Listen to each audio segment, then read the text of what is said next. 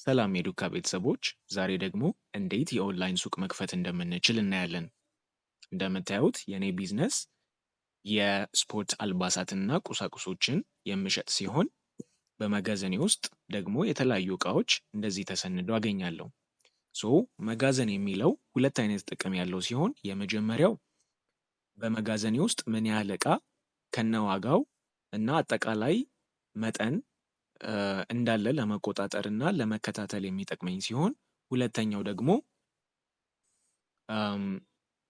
ሊንክን በመፍጠር ወይም ማስፈንጠሪያን በመፍጠር ለደንበኞቼ ያንን ሊንክ በመላክ በመጋዘኔ ውስጥ ያሉትን እቃዎች በቀላሉ አይተው ትዕዛዝ እንዲያዙኝ እና የኦንላይን ሱቅ መክፈት እንዲያስችለኝ ያደርጋል።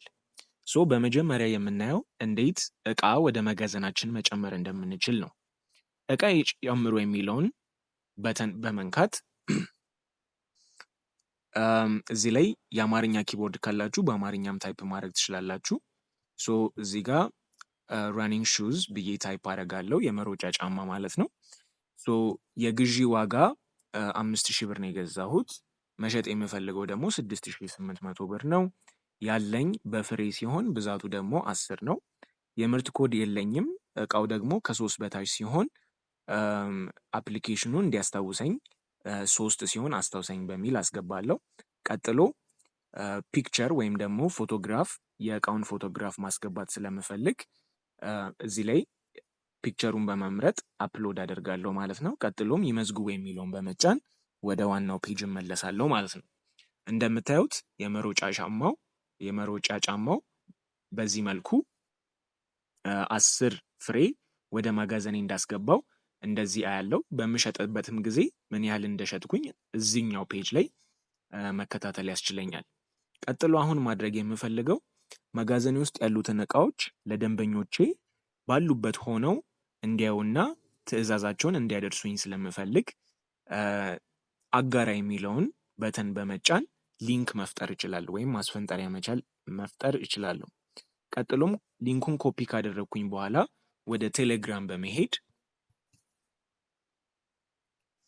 ደንበኛዬን ጀማል አህመድ ይባላል፣ ለሱ ፔስት አድርጌ ልክለታለሁ ማለት ነው። በቀላሉ ውድ ደንበኛችን ከታች ያለውን ሊንክ በመጫን የፈለጉትን እቃ ይዘዙን፣ የእቃ ዝርዝሩን ከነዋጋው ማግኘት ይችላሉ ይላል። አሁን ጀማል ሊንኩን በሚጫንበት ጊዜ እንደምታዩት እንደዚህ በሚያምር መልኩ በመጋዘኖቼ ያሉትን እቃዎች በሙላ እንደዚህ ተሰንዶ ያገኛቸዋል ማለት ነው። ለምሳሌ እሱ እዚህ ጋር መጥቶ ሰርች ማድረግ ከፈለገ ራኒንግ ሹዝ ብሎ ሰርች ሲያደርግ እንደምታዩት ገና ታይፕ አድርጎ ሳይጨርስ እቃው ይመጣለታል። በመቀጠል መግዛት የሚፈልገው ጀማል የመሮጫ ጫማ፣ ቦርሳና ኳስ ከሆነ ወደ ካርቶኑ ወይም ደግሞ ወደ ሳጥኑ ያስገባል።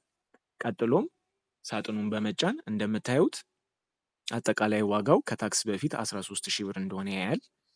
ቀጥሎም እቃውን መጨመር ከፈለገ ለምሳሌ 2 ኳስ መግዛት ከፈለገ ፕላስ የሚለውን በመጫን ተጨማሪ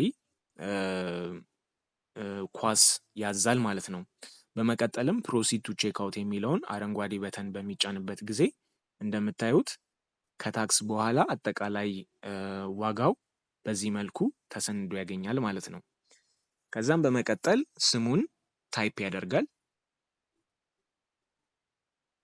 ስልክ ቁጥሩንም ይጽፋል። ኢሜል ካለው ኢሜሉን ማስገባት ይችላል፣ ከሌለው ችግር የለም። ዲሊቨር እንዲደረግለት የሚፈልግበት አድራሻ ሰንሻይን ከሆነ ሰንሻይን አፓርትመንት ብሎክ 8 ብሎ እዚህ ጋር ይጽፋል ማለት ነው። ከዛም በመቀጠል ሰሚት ኦርደር የሚለውን በሚጫንበት ጊዜ እንደምታዩት በተሳካ መንገድ ትዕዛዙ እንዳለፈ ይነግረዋል ማለት ነው። ልክ ጀማል ትዕዛዙን በሚያስገባበት ጊዜ ወዲያውኑ ዱካ ለኔ ለነጋዴ ወይም ለመርቻንቱ ወዲያውኑ በኤስኤምኤስ ያሳውቀኛል። ልክ ያንን ኤስኤምኤስ ሳይ ሙሉ ዲቴይሉን ማወቅ ከፈለኩኝ እዚህ መጋዘን የሚለው ላይ በመምጣት ትዕዛዝ የሚለውን በተን በምጫንበት ጊዜ እንደምታዩት ዛሬ ላይ 3 አይነት ትዕዛዝ አግኝቻለሁ። 2 ከአቢዳ፣ 1 ደግሞ ከጀማል። እዚህ ላይ በትናንት፣ በዚህ ሳምንት፣ በዚህ ወር፣ በዚህ ዓመት እያላችሁ አጠቃላይ ያገኛችሁትን ትዕዛዝ በዚህ መልኩ ማየት ትችላላችሁ። ዛሬ ላይ የደረሰኝ ትዕዛዝ ከጀማል ሲሆን ሙሉ ዲቴይሉን እንደዚህ በምከፍትበት ጊዜ ስልክ ቁጥሩ፣ ኢሜይሉ፣ አድራሻው እና ያዘዘበት ቀን እንደዚህ ተሰንዶ የማገኘው ይሆናል ማለት ነው።